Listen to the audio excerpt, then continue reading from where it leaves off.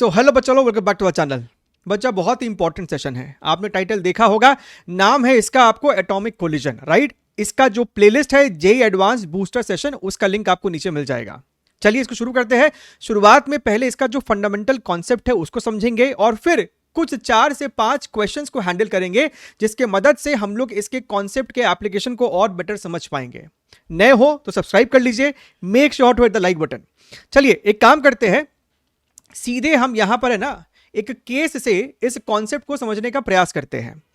So basically यहां पे क्या हो रहा है कि मान लीजिए कि आपके पास एक एटम है and let us take an atom which is your hydrogen atom, और इसीलिए हमने यहां पर पहले से ही हाइड्रोजन एटम का जो एनर्जी लेवल है वो पहले से यहां पर ड्रॉ करके रखा हुआ है। -13.6 से लेके -0.54 तक का है। एंड अगर हमारा ये हाइड्रोजन एटम ग्राउंड स्टेट में है, यानी इलेक्ट्रॉन आपको इस समय यहां पर है, ठीक है। अगर ये इलेक्ट्रॉन आपको एक्साइट होता है तो ये आपको यहां तक जा सकता है, यहां पर जा सकता है, यहां पर जा सकता है एंड सो ऑन। अगर इलेक्ट्रॉन n = 1 से n = 2 जाता है तो इस इलेक्ट्रॉन को आपको 10.2 इलेक्ट्रॉन वोल्ट एनर्जी देनी पड़ेगी। ये सब तो आपको समझ में आता ही है। अगर यहां से यहां भेजना है तो 12.09 देना पड़ेगा। सर ये 10.2 कहां से आता है? भैया इन दोनों एनर्जी लेवल्स का जो डिफरेंस होगा, वैसे हम लोग निकालते हैं, इसका और इसका जो डिफरेंस होगा that is going to be 12.09। तो अगर मैं इस इलेक्ट्रॉन को 12.09 इलेक्ट्रॉन वोल्ट एनर्जी दे दूं तो वो आपको सेकंड एक्साइटेड स्टेट में चला जाएगा। क्लियर बात है? अच्छा, अब आपके पास यहां पर हाइड्रोजन एटम है और आपके पास यहां पर एक न्यूट्रॉन है, ठीक है। मान लेते हैं, और ये आपको रेस्ट पर है, हाइड्रोजन एटम जो है साहब वो आपको रेस्ट पे है, ये आपका न्यूट्रॉन है, it is having some kinetic energy, let us call it as K0 over here, ठीक है सर। अच्छा, हम लोग प्रॉब्लम सॉल्विंग के लिए, और ये बहुत क्लोज भी है, इसका मास और इसका मास हम लोग सेम लेके चलते हैं। न्यूट्रॉन का मास और आपका प्रोटॉन का मास, आपका हाइड्रोजन एटम का मास, हम उसे सेम लेके चल रहे हैं। तो यहां पर अगर तुम ध्यान से देखोगे तो अगर इसका मास आपने m पकड़ा है तो इसका मास, ये जो मेरा हाइड्रोजन एटम है, इसका मास भी हम लोग बेटा यहां पर m पकड़ रहे हैं। ठीक बात है सर। अच्छा, अब क्या होगा, ये जाएगा इसके साथ कोलिजन करेगा। अगर कोलिजन करेगा, अगर ये आपको बेटा कोलिजन करेगा तो वहां पर आपको कुछ एनर्जी लॉसेस हो सकती है, राइट। अगर परफेक्टली इलास्टिक कोलिजन हुआ तो कोई एनर्जी का नुकसान नहीं होगा, कोई लॉस नहीं होगा। लेकिन अगर पार्शियली इलास्टिक हुआ या फिर परफेक्टली इन इलास्टिक कोलिजन हुआ, उस केस में तुमको एनर्जी का लॉसेस यहां पर देखने के लिए मिलता है। सपोज कीजिए कि हमारे को यहां पर मैक्सिमम एनर्जी का लॉस पहले तो कैलकुलेट करना है। तो मैक्सिमम एनर्जी का लॉस तब होगा जब इन दोनों के बीच में जो कोलिजन होगा that is going to be your perfectly inelastic collision. उस केस में हम क्या कहते हैं कि भैया दोनों जो पार्टिकल है, दोनों पार्टिकल का आपको एक कॉमन वेलोसिटी होगा। और यहां पर हम कहेंगे कि भैया ये वाला जो मेरा m मास था और ये वाला जो मेरा m मास था, दोनों के पास ही इस समय एक कॉमन स्पीड है, let us call it as v over here. ये जो K0 है, ये K0 क्या है? This is your half mu²। अगर इसका स्पीड मैंने u मान लिया था तो सबसे पहले आप यहां पर मोमेंटम कंजर्वेशन से ये v को सॉल्व कर सकते हो। भैया mass into velocity is equal to, यहां पर आपके पास टोटल मास 2m है इंटू v, तो यहां से आपको v की वैल्यू निकल कर आ जाएगी u/2, ठीक है। अच्छा sir, so what is the energy loss? What is the energy loss? Energy loss आपको हो जाएगा initial energy which is equal to your K0 minus final energy which is equal to your half into दोनों का mass का sum ले लो multiplied by velocity का square which is nothing but u/2। तो यहां से आपको आएगा ये u²/4। अगर तुम ध्यान से देखो तो हाफ mu² को अगर हम लोग K0 कहते हैं तो यहां पर आपके पास, ध्यान से देखना, ये वाला 2 इस वाले को मार देगा, तो ये बेसिकली आपको हो जाएगा K0 माइनस K0/2। क्या आपको दिखाई दे रहा है? भैया यहां पर आपको एक 2 एक्स्ट्रा है तो यहां पर आपको वो 2 आ गया और बाकी हाफ mu² को हमने K0 से रिप्लेस किया है। So this is nothing but your K0/2। तो हम लोग कह सकते हैं कि भैया जब आपको एक न्यूट्रॉन हाइड्रोजन एटम से कोलिजन कर रहा है, उस केस में हेड ऑन कोलिजन हो रहा है, उस केस में जो आपको मैक्सिमम एनर्जी का लॉस पॉसिबल होगा that is going to be nothing but your K0/2। Clear बात है? अच्छा, सो हम कह सकते हैं कि इस प्रकार के कोलिजन में आपको जो एनर्जी लॉस है वो आपको 0 से लेके के नॉट बाई टू कुछ भी हो सकता है। अब यहां पर बातों को बड़ी ध्यान से सुनिएगा। जीरो का मतलब है एनर्जी लॉस, जीरो का मतलब है it was perfectly elastic collision. के नॉट बाई टू इसका मतलब है कि भैया परफेक्टली इलास्टिक कोलिजन था।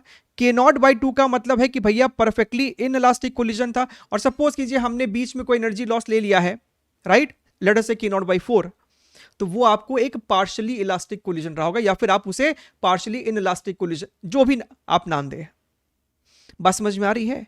तो सर हमको समझ में आ गया इस प्रकार के कोलिजन में मैक्सिमम इतना एनर्जी लॉस हो सकता है, जीरो होगा यानी परफेक्टली इलास्टिक कोलिजन है, और अगर कहीं बीच में है तो वो सर हमको पार्शियली इलास्टिक कोलिजन है।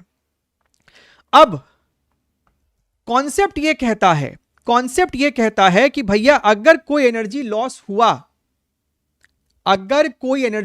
हुआ है तो वो एनर्जी अगर किसी भी इस एनर्जी से एग्जैक्टली मैच करेगा तो इलेक्ट्रॉन तुमको एक्साइट होगा।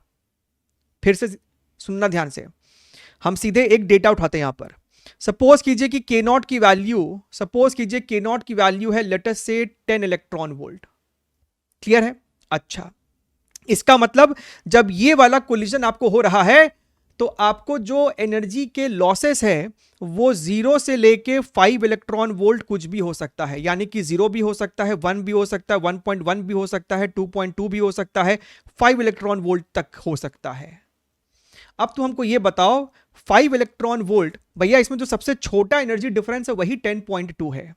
इसका मतलब कोई भी एनर्जी लॉस ना तो 5 ना तो 2.2 किसी से भी आपको मैच करने वाला है, यानी कि एक्साइटेशन होने ही नहीं वाला है। इसका मतलब यह है एक ही चीज जो हमको मैच कर सकती है दैट इज योर जीरो। और जीरो का मतलब क्या हुआ है? जीरो का मतलब क्या हुआ कि भैया परफेक्टली इलास्टिक कोलिजन रहा होगा, एक्साइटेशन होगा ही नहीं। तो सिर्फ यही एक पॉसिबल केस बचता है। यह मत सोचना कि सर अगर 1 एनर्जी लॉस हुआ है तो वो हम लोग एक्सेप्ट कर लेंगे। अगर एनर्जी लॉस हुआ है तो भैया कुछ ना कुछ एक्साइटेशन होना चाहिए था। अगर किसी के साथ भी परफेक्टली मैच नहीं कर रहा है इसका मतलब है कि आपको कोई एनर्जी लॉस नहीं हुआ है and it was a perfectly elastic collision. तो अगर मैं आपको बोल दूं कि भैया kinetic energy of the neutron was 10 electron volt in this particular scenario, तो आप बोलेंगे कि भैया वो कोलिजन आपको परफेक्टली इलास्टिक कोलिजन था। विथ 100% सर्टेनिटी आप कह सकते हैं कि वो कोलिजन आपको बेटा इलास्टिक, परफेक्टली इलास्टिक कोलिजन था। सपोज कीजिए कि ये आपको 10 इलेक्ट्रॉन वोल्ट की जगह, let me take some other value, कहां गया ये पेन, कहां चला गया भाई? यस, सो मैं बोल रहा हूं कि एक काम करो कि जो आपके के नॉट का है ना, उस के नॉट को तुम सपोज करो यू टुक 20.4 इलेक्ट्रॉन वोल्ट। ठीक बात है सर। अच्छा, अगर 20.4 इलेक्ट्रॉन वोल्ट है इसका मतलब कि आपका इस प्रकार के कोलिजन में जो एनर्जी का लॉसेस होगा वो 0 से लेके 10.2, इसका हाफ करना पड़ता है, तो 10.2 इलेक्ट्रॉन वोल्ट तक कुछ भी हो सकता है। ठीक बात है सर। सर 10.2 इसके साथ एकदम परफेक्ट मैच खा रहा है। इसका मतलब अगर ये वाला एनर्जी लॉस हुआ होता तो परफेक्टली इन इलास्टिक कोलिजन रहा होगा। जीरो भी हो सकता है, जीरो तो देखिए आपको हर बार हो सकता है, यानी कि आपको परफेक्टली इलास्टिक कोलिजन भी हो सकता है। इसके बीच अगर कोई भी एनर्जी होगा तो वो आपको कहीं पे भी मैच नहीं होने वाला।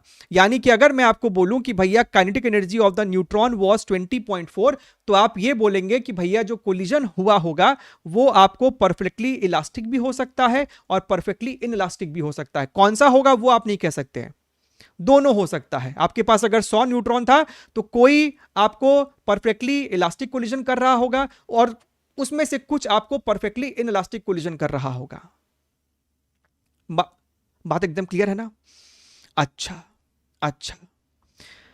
अगर इसी पे ही हम तुमको एक छोटा सा एग्जांपल दिखाए तो यहां पर आपको यही कह रहा है, हमको कहता है a neutron having kinetic energy collides head on with a stationary hydrogen atom, find the nature of collision, elastic, inelastic, perfectly inelastic. तो यहां पर जो इलास्टिक है वो परफेक्टली इलास्टिक कोलिजन है, इनइलास्टिक जो बोल रहा है यानी कि वो पार्शियली इलास्टिक कोलिजन है, और ये आपको परफेक्टली इनइलास्टिक कोलिजन है।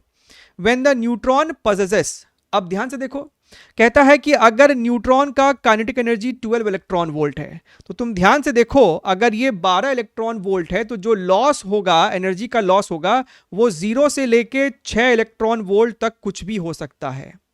तो भैया मैक्सिमम एनर्जी लॉस ही 6 है, और 6 किसी के साथ आपको मैच नहीं करने वाला, यानी कि एक्साइटेशन तो हो ही नहीं सकता।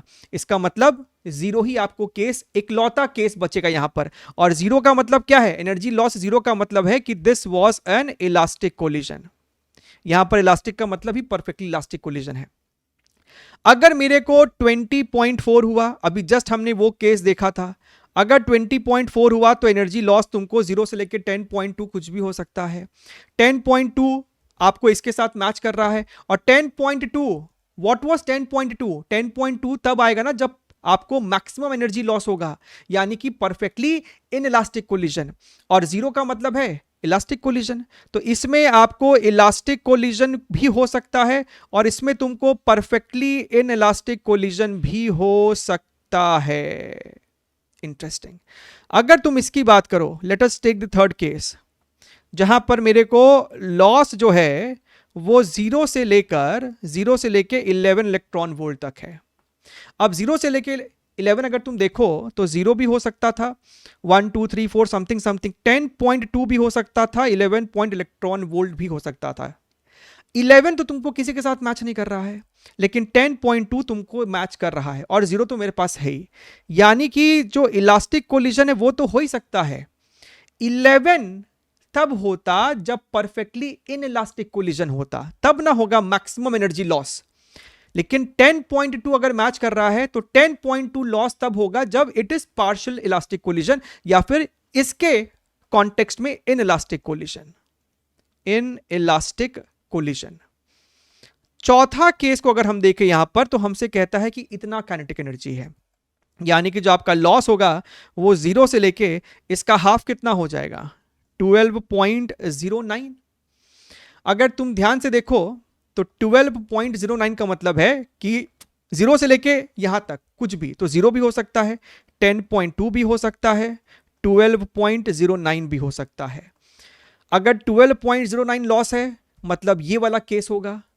इसका मतलब था तुमको परफेक्टली इनइलास्टिक कोलिजन, इसका मतलब है इलास्टिक कोलिजन, और इसका मतलब है इनइलास्टिक कोलिजन। 10.2 भी तो आपको मैच कर रहा है ना, यानी इसमें आपको तीनों ही टाइप का कोलिजन पॉसिबल है, this one and perfectly inelastic collision. तो ये इन चारों का आपको सही जवाब है। ठीक है, अगर आपको ये सब पहले से आता था तो नीचे कमेंट कीजिएगा कि यस सर मेरा चारों का चारों मैच कर रहा है। अच्छा, अगर मेरे पास न्यूट्रॉन का कोलिजन हीलियम प्लस आयन के साथ हो, यानी कि हाइड्रोजन लाइक एटम ही हो गया ना, ये भी आपको सिंगल इलेक्ट्रॉन सिस्टम है। A helium plus ion is at rest and in ground state. A neutron with initial velocity u, kinetic energy k, collides head-on with helium plus ion. आपके पास यहां पर न्यूट्रॉन है, आपके पास यहां पर हीलियम प्लस है। इसका मास अगर हम लोग m पकड़ रहे हैं तो इसका मास हम लोग 4m लेंगे, है ना। हालांकि सवाल में क्लियरली लिख भी देता है, अभी तो आप लेके चलो इसको, और यही लेते भी हम लोग प्रॉब्लम सॉल्विंग में। A neutron with initial velocity u है, और इसका काइनेटिक एनर्जी आपको k है। Calculate the minimum value of k so that there can be an inelastic, perfectly inelastic collision between these two particles. अच्छा, बढ़िया है साहब।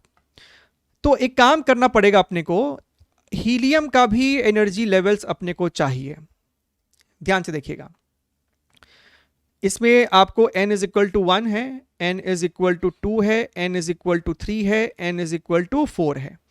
अगर तुमको ध्यान में हो तो भैया जो आपका एनर्जी लेवल का फॉर्मूला है -13.6 Z square by n square, तो जो -13.6 जब z की वैल्यू 1 थी, तो हाइड्रोजन का हमको सारा एनर्जी लेवल्स याद है, यानी कि हाइड्रोजन के ही एनर्जी लेवल्स में मुझे z स्क्वायर मल्टीप्लाई करना है, और हीलियम का z आपको हो गया बेसिकली 2, तो ये है 13.6 इंटू 4, ये है -3.4 इंटू 4, -1.51 इंटू 4, -0.85 इंटू 4। बात समझ में आ रही है?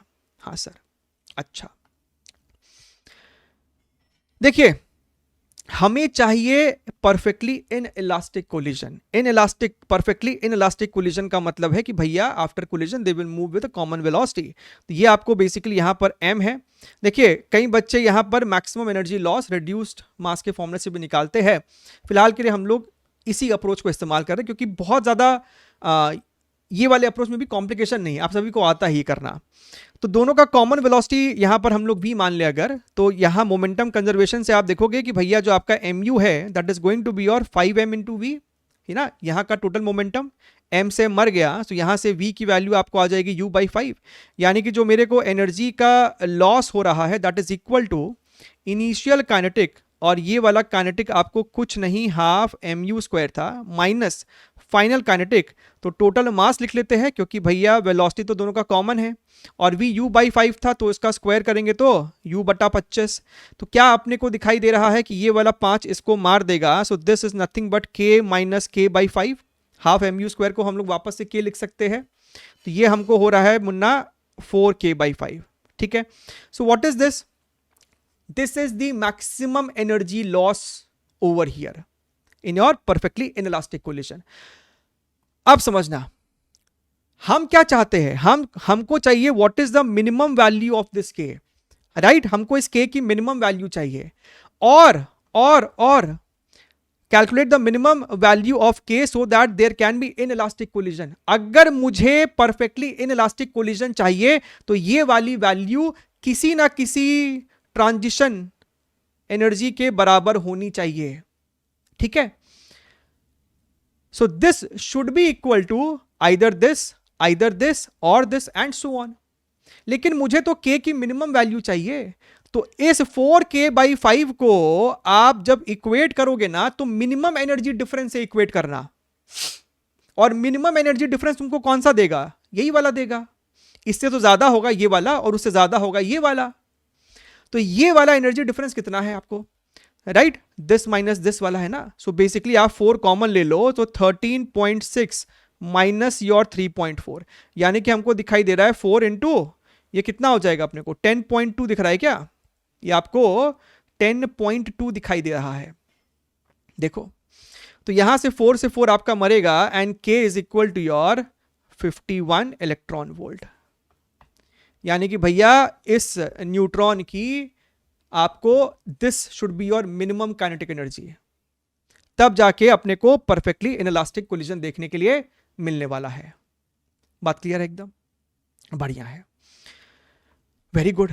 अच्छा, और देखिए कॉन्सेप्ट यही है। अब सवाल में इसको कैसे घुमा फिरा के पूछा जा सकता है वो अपने को अब देखना है। A neutron is a neutral particle and having mass equal to the mass of hydrogen atom, वो हम जान ही रहे हैं। Strikes a hydrogen atom which is initially at rest and free to move. The initial speed of neutron is u, ये आपको दिख रहा है। After the collision, both neutron and hydrogen atom move making 30-degree angle with the initial velocity of the neutron. आपको diagram में दिख रहा है कि भैया दोनों ही 30 डिग्रीज पे मूव कर रहा है। Also, the hydrogen atom is found to get excited to the first excited state. Interesting. If initial kinetic energy, इस सेंटेंस पे बाद में आते हैं। देखिए पहले तो आप यहां पर निकाल लो कि आपका एनर्जी लॉस कितना है, क्योंकि यहां पर आपको सारा इंफॉर्मेशन दे दिया है। अगर तुम देखो तो मोमेंटम कंजर्वेशन जब तुम लगाओगे, शुरुआत में आपको मोमेंटम सिर्फ x में है, तो फाइनली भी मोमेंटम आपको x में ही होएगा, तो कंजर्व कर दो x का momentum. So mu is equal to इसका x मोमेंटम और इसका x मोमेंटम दोनों सेम ही आ रहा है क्योंकि v1 और दोनों का मास भी सेम है, तो हम चुपचाप से twice into mv1 cos 30 degree मतलब √3/2। m ने m को मार दिया, 2 ने 2 को मार दिया, यानी कि v1 की वैल्यू हो जाएगी अपने को u/√3। So what is the energy loss? भैया एनर्जी लॉस ही तो एक्साइट करता है। So energy loss is equal to initial kinetic energy which is equal to k nought, right, minus final kinetic energy, तो दोनों का ही सेम होगा ना। So twice of half m v1 का स्क्वायर बोले तो u स्क्वायर बाई 3। अच्छा, सो if you look here very very carefully, आप 2/3 को 2 और 3 को हटा दो तो हाफ mu स्क्वायर क्या है, k not. So this is nothing but your k not by 3। अब यही जो एनर्जी होगा ना, हमको सवाल में क्लियरली बोल रहा है कि भैया आपका जो हाइड्रोजन एटम है it gets excited to the first excited state. तो आपका इलेक्ट्रॉन जो है वो यहां से n इक्वल्स टू 1 से n इक्वल्स टू 2 चला गया। इसका मतलब है कि जो एनर्जी लॉस हुआ होगा वो 100% उसको एब्जॉर्ब किया होगा। ये लॉस इसके एग्जैक्टली मैच किया होगा, तभी तो ट्रांजिशन कर पाया होगा। अच्छा सर, हमसे कहता है if the initial kinetic energy is x times, इसका जो काइनेटिक एनर्जी है k not, if this k not is x times first excitation energy of hydrogen atom, first excitation energy of hydrogen atom, electron को यहां से यहां excite करने के लिए कितना एनर्जी चाहिए, k नॉट बाई 3। सवाल आपको क्लियरली कह रहा है कि भैया आपको एक्साइटेशन हुआ है इसको एब्जॉर्ब करके, यानी यही आपको बेसिकली k नॉट बाई 3 के बराबर था। तो k नॉट मर गया और x की वैल्यू तुमको 3 निकल कर आ जाएगी। तो इस सवाल का सही जवाब कितना है आपको, 3 है। क्लियर है? और देखिए, और देखिए, अच्छा रीड द क्वेश्चन प्रॉपरली। ये आपको मोर देन वन करेक्ट सवाल हमको देखने में लग रहा है ना? अच्छा, a moving neutron collides with the stationary hydrogen atom in ground state. As a result, it excites, वो excite कर गया है hydrogen atom, and then de-excites, ठीक है? The corresponding radiation fall on a surface having work function sigma. अच्छा, तो समझ रहे हो, पहले कोलिजन हुआ, उसमें से कुछ एनर्जी लॉस हुआ, वो एनर्जी लॉस को हाइड्रोजन एटम एब्जॉर्ब किया, एक्साइट हुआ, फिर इलेक्ट्रॉन इमीडिएटली डी एक्साइट भी हुआ, फिर वो आपको फोटोन रिलीज किया, राइट? वो फोटोन गया और किसी मेटल प्लेट से जाके आपको इंसिडेंट हुआ जिसका वर्क फंक्शन तुमको सिग्मा है। The minimum value of required kinetic energy of neutron is E not and possible minimum value of D Broglie wavelength of emitted photo electron is lambda naught. If neutron, तो यहां तक आपको hydrogen की कहानी थी। If neutron hits stationary helium plus ion instead of hydrogen atom, then minimum value of kinetic energy for neutron is E1. Then आपको 4 option है यहां पर। अच्छा, the minimum value of required kinetic energy of neutron is E naught. आपके पास यहां पर neutron है, इसकी आपको कुछ काइनेटिक एनर्जी है, ठीक है? ये गया हाइड्रोजन एटम से आपको टकराता है, ठीक बात है सर। हमसे सबसे पहले तो कह रहा है the minimum value of kinetic energy of E not. इसका जो एनर्जी है वो मिनिमम कितना होना चाहिए कि भैया कम से कम एक्साइटेशन तो हो। ये बिल्कुल वही कहानी है। इस बात को ध्यान रखिए कि भैया अगर मेरे को एक्साइटेशन कराना है और मुझे इसकी मिनिमम कम से कम वैल्यू चाहिए, तुम हाइड्रोजन का ही केस एक बार ध्यान करो। ये आपका था -13.6, ये -3.4, ये -1.51। तो यहां से यहां अगर जाना है तो 10.2 इलेक्ट्रॉन वोल्ट, यहां से यहां अपने को अगर जाना है तो 12.09 electron volt and so on. ठीक बात है सर। तो अगर मुझे एक्साइटेशन कराना है, राइट, सो कम से कम 10.2 तो मेरे को चाहिए एनर्जी लॉस। अच्छा, 10.2 इलेक्ट्रॉन वोल्ट मेरे को एनर्जी लॉस चाहिए यहां पर। ठीक बात है सर। नाउ अगर इसकी काइनेटिक एनर्जी मेरे को E है, राइट, तो जो मैक्सिमम एनर्जी लॉस हो सकता है दैट इज योर E/2।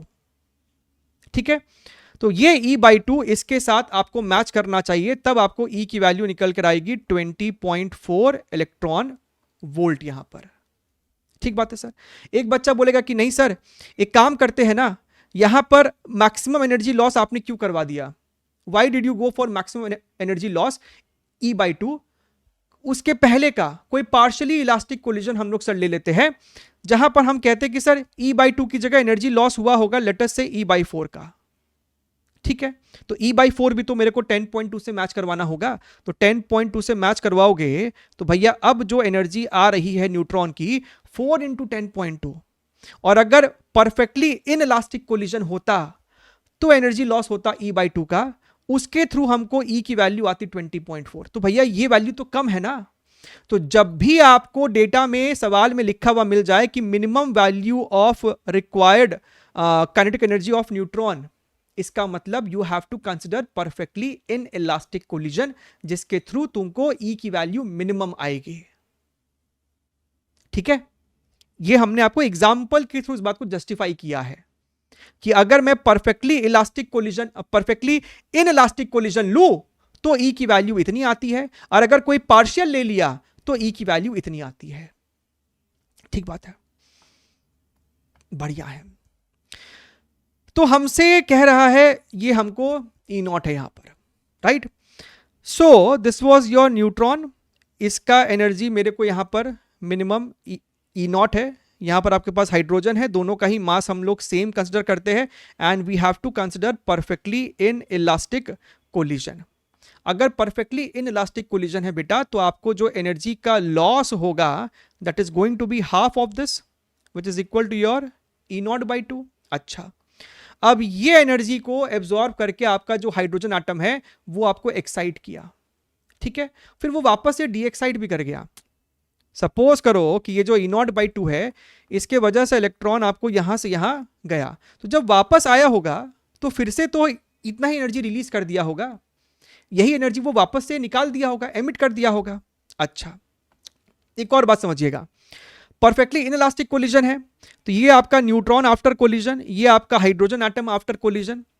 अगर इसकी स्पीड आपको u थी, तो भैया आफ्टर कोलिजन दोनों ही तुमको सेम वेलोसिटी से मूव करता है, जो कि हम v मानते थे, और वो v निकल के आता है u बाई 2, यानी कि इसका भी स्पीड u बाई 2, इसका भी स्पीड u बाई 2, मतलब साहब इसकी जो काइनेटिक एनर्जी होगी आफ्टर कोलिजन न्यूट्रॉन की, हाफ m u बाई 2 का होल स्क्वायर, राइट। अब सुनना मेरी बात को, ये आपको है हाफ m u स्क्वायर, और इसका काइनेटिक एनर्जी है हाफ m u बाई 2 का whole square, which means E nought by 4, और इसका भी एनर्जी तुमको हो जाएगा ई नॉट बाई 4।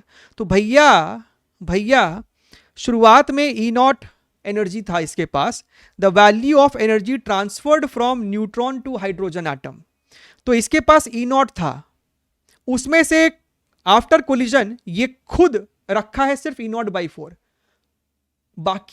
बाकी जो 3 ई नॉट बाई 4 है वो कहां चला गया। इस 3 ई नॉट बाई 4 में से ई नॉट बाई 4 इसके पास है in the form of kinetic energy, और बाकी जो ई नॉट बाई 2 है वही ना था एनर्जी लॉस, और वो भी तो हाइड्रोजन ही खुद एब्जॉर्ब करता है इलेक्ट्रॉन को एक्साइट करने में। तो टोटल एनर्जी ट्रांसफर जो हुआ है न्यूट्रॉन से हाइड्रोजन एटम को, वो तो सर मेरा 3 ई नॉट बाई 4 ही है। अच्छा, ये था मेरा ऑप्शन नंबर ए का कहानी, अब इसकी हमको जरूरत नहीं है।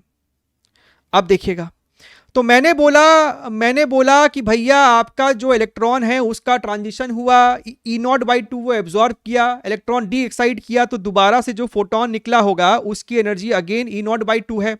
अब यही एनर्जी लेके वो जाता है उस प्लेट के पास जिसका वर्क फंक्शन हमको सिग्मा है, फिर हमसे कहता है मेटल प्लेट से जब ये वाला फोटोन आपको इंसिडेंट हुआ है तो यहां से आपको बेटा इलेक्ट्रॉन निकला है, इस इलेक्ट्रॉन का D Broglie wavelength, the possible minimum value of D Broglie wavelength. अब समझना, यहां पर हम लोग कॉन्सेप्ट में पढ़ते हैं कि जब इलेक्ट्रॉन यहां से निकलता है तो उसकी स्पीड 0 से लेके मैक्सिमम काइनेटिक एनर्जी तक हो सकती है। याद करो भैया, आपका जो डी ब्रॉगली वेवलेंथ है, सुनना, आपका जो डी ब्रॉगली वेवलेंथ है that is your h by m v, और एम वी ये इसका वेलोसिटी, और एम वी को हम लिख सकते हैं 2m इंटू के। हमको डी ब्रॉगली वेवलेंथ की मिनिमम पॉसिबल वैल्यू चाहिए, यानी कि मुझे इस इलेक्ट्रॉन का मैक्सिमम काइनेटिक एनर्जी चाहिए, और इस इलेक्ट्रॉन का मैक्सिमम काइनेटिक एनर्जी क्या होता है, incident energy on the plate which is your E nought by 2 minus your work function, यानी कि E not minus 2 sigma upon 2, तो यहां पर डालिए h upon under root of 2m, और k की जगह आप यहां पर लिखोगे बेटा E not minus 2 sigma upon your 2। So 2 से 2 मेरे को मर गया, तो क्या ये हमको इसके साथ मैच होता हुआ नहीं दिख रहा है, ऑप्शन नंबर बी के साथ दिख रहा है सर, बिल्कुल दिख रहा है सर। अच्छा, अब सुनिए, हमसे कह रहा है, कहां गए हम लोग, as result it excites and de excites blah blah blah. If neutron hits stationary helium plus ion instead of stationary hydrogen atom, the minimum value of kinetic energy for neutron E1 is how much. सबसे पहले तो ये E not जो था इसको आप और detail में लिख सकते थे। जब न्यूट्रॉन के पास आपको एनर्जी E नॉट है, मिनिमम के लिए परफेक्टली इन इलास्टिक कोलिजन होगा, और जो हाइड्रोजन एटम है वो आपको n=1 से n=2 पे जाएगा, जिसका एनर्जी डिफरेंस आपको आया था 10.2, ये आपको 1 से 2 पे जाएगा। This is your difference 10.2। तभी ना आप E0/2 को इसके साथ इक्वेट करोगे तो आपको E0 की पॉसिबल मिनिमम वैल्यू निकल कर आएगी। अच्छा, बढ़िया है साहब। तो हमको समझ में आ रहा है कि आपका जो ये E0/2 है दैट इज इक्वल टू, जो एनर्जी डिफरेंस हम लोग 10.2 ऐसे डायरेक्टली लिख रहे हैं, तुम उसको फॉर्मूले के रूप में भी लिख सकते थे। 13.6 Z², यहां पे Z1 होगा हाइड्रोजन के लिए, 1 माइनस 1/2 का square which is this much. ठीक है, यही तुमको निकल कर आ जाएगा वो 10.2। हीलियम के केस में मान लेते हैं कि हीलियम का काइनेटिक एनर्जी आपको E1 है, तो यहां पर परफेक्टली इनलास्टिक कोलिजन के केस में मैक्सिमम लॉस कितना होता है, कुछ देर पहले हमने इसी वीडियो में सॉल्व किया था, 4E1/5। दोबारा क्यों सॉल्व करेंगे, जाके चेक करना एक बारी, 4E1/5। Now this should be equal to 13.6, लेकिन ये हीलियम है, यहां पर आपको Z² भी आएगा, यानी 4, 2 का स्क्वायर 4, और ट्रांजिशन तो वही होगा 1 से लेकर 2 तक, 1 माइनस 1/4। ठीक है, हम लोग सर बार बार यही ट्रांजिशन क्यों ले रहे हैं, क्योंकि हमको E1 की मिनिमम वैल्यू चाहिए। अब दोनों का आप आपस में डिवाइड करो, क्या हो रहा है, ये और ये मर गया, 13.6 मर गया, 4 से 4 आपको मर गया। तो हमको साहब दिखाई दे रहा है कि E0/2 is equal to E1/5, यानी कि मेरा जो E1 का वैल्यू है that is going to be और 5E0/2, जो कि मेरे पास ऑप्शन नंबर डी में है लेकिन सी में नहीं है। तो इस सवाल का सही जो जवाब होगा that is going to be option number A, B and D over here. Clear है? अच्छा, देखिए, look here very very carefully. A neutron beam in which neutron has the same kinetic energy is passed through a sample of hydrogen like gas but not hydrogen in a ground state. तो hydrogen नहीं था, वो hydrogen like है, मतलब single electron system है। Due to collision of neutrons with the ions of the gas, ions are excited and then they emit photons. 6 spectral lines, बात को समझिएगा, आपका ये न्यूट्रॉन है और ये आपका वो एटम है, कौन सा एटम है पता नहीं हमको इस समय, ये आपको एटम रेस्ट पे है और ग्राउंड स्टेट में है, और ये जो मेरे भाई साहब है इनके पास आपको कुछ एनर्जी होगी। हमसे कहता है कि ये इसके साथ गया, टकराया, कुछ एनर्जी का लॉस हुआ, ये एटम उसको एब्जॉर्ब कर लिया, एक्साइट हुआ, फिर इलेक्ट्रॉन डी एक्साइट हुआ। जब वो डी एक्साइट हुआ तो टोटल 6 स्पेक्ट्रल लाइंस वो एमिट किया है। 6 spectral lines are obtained in which one of the lines is of wavelength this much. सबसे पहले तो ये 6 स्पेक्ट्रल लाइन एमिट किया है, तुमको इसी से समझ में आ जाना चाहिए एक बहुत इंपॉर्टेंट बात।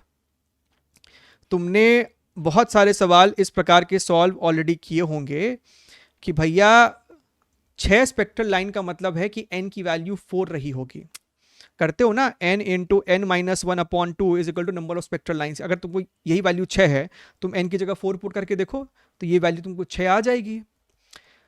इसका मतलब कि भैया इनके कोलिजन के बाद ये जो एटम एक्साइट हुआ था ना, वो n=1 पे जो इलेक्ट्रॉन था वो कूद के चला गया था n=4 पर, और फिर जब ये यहां से इलेक्ट्रॉन डी एक्साइट होता है तो टोटल 6 स्पेक्ट्रल लाइन आपको ऑब्जर्व किया गया।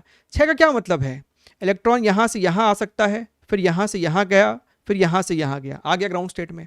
इलेक्ट्रॉन यहां से यहां गया होगा, फिर सीधे यहां से आया होगा, लेकिन हमको ये वाला स्पेक्ट्रल लाइन रिपीट हो रहा है, हमको उसको रिपीट नहीं अभी लेना है ना। तो जो यूनिक्स है, यूनिक केसेस है, वही आपको बस यहां पर देखने हैं, और एक ये वाला। तो क्या ये हमको टोटल 6 स्पेक्ट्रल लाइन दिखाई दे रहा है?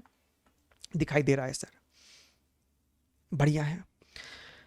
हम कह रहे हैं कि भैया अगर ये हाइड्रोजन एटम होता, अगर ये हाइड्रोजन एटम होता तो ये वाली एनर्जी आपको हो जाती कितनी, -13.6, ये -3.4, -1.51, -0.85। लेकिन अगर ये हाइड्रोजन एटम नहीं है तो यहां पर आपके पास बस एक z² हर बार मल्टीप्लाई करना पड़ेगा। समझ रहे हो? ठीक बात है सर, उसको बाद में देखेंगे। तो हमसे कह रहा है कि जो 6 स्पेक्ट्रल लाइन आपने देखा है उसमें से एक spectral line is of wavelength this much. अब ये वाले ट्रांजिशन का वेवलेंथ है कि इसका है कि इसका है वो भी नहीं पता, ऊपर से एटम कौन सा है वो भी नहीं पता। अच्छा, हमको ये जरूर दिया है कि take HC is equal to 1240। तो हम ये पता कर सकते हैं कि जो आपको ये वेवलेंथ दिख रहा है वो किस एनर्जी डिफरेंस के कॉरस्पॉन्डिंग है, पता कर सकते हो ना। आपका जो डेल्टा ई होगा that is equal to your 1240 upon this wavelength 6200 और ऊपर अपने को चला जाएगा 51।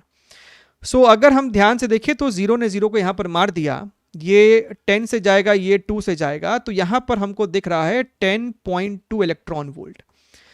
यानी कि ये जो आपको वेवलेंथ है ना, दिस शोज कि आपका जो डेल्टा ई है corresponding to that it is your 10.2 electron volt.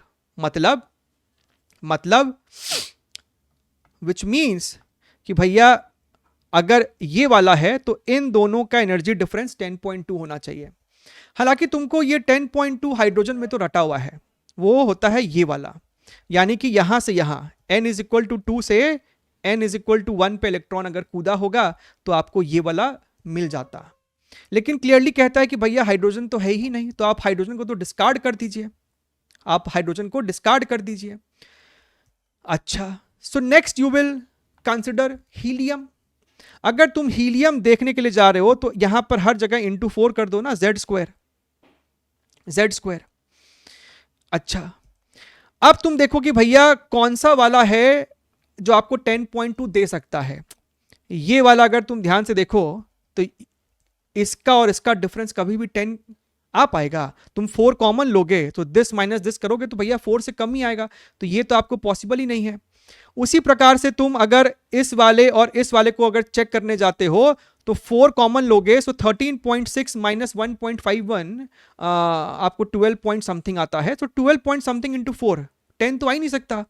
So if you check very very carefully, और बहुत आसानी से आप स्पीड में भी इसको चेक कर पाएंगे, तो आप देखेंगे कि अगर आप यहां पर इन दोनों का डिफरेंस लेके देखो एक बारी, आप यहां पर 4 को कॉमन ले लो, 4 is taken a common, this is your 3.40 minus 0.85 over here।